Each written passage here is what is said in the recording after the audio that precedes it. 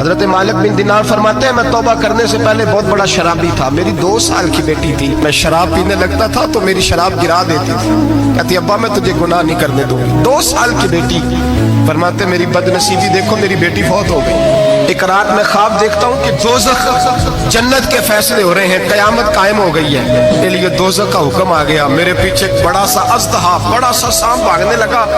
فرماتے ہیں میں دوڑتا جا رہا ہوں، ایک بزرگ نظر آئے، میں نے کہا مجھے بچانا، کہنے لگے بیٹا میں کمزور ہوں، میں نہیں بچا سکتا۔ کہتے ہیں مجھ میرا اشارہ کیا، کہنے لگے پہاڑ کی طرف جا شاید تو بچ جائے۔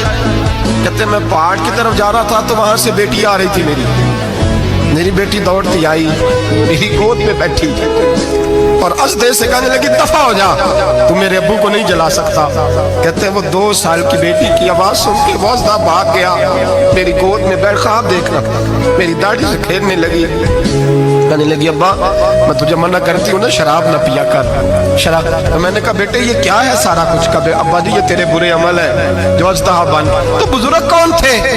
کہنے لگے بیٹے ابا جی وہ آپ کا نیک عمل ہے اور وہ کمزور بڑا تھا، آپ کو بچا نہیں سکا، ابا جی بس کر دیں بس کر دیں، اب آپ برے کام نہ کریں، آپ توبہ کر لیں، جو پچھلے گناہ ہو گئے میں اللہ کی بارگاہ میں سفارش کروں گی، رب آپ کے معاف کر دے گا۔ مالک بن دینار فرماتے ہیں میری آنکھ کھلی تو میں پکی توبہ کر گیا۔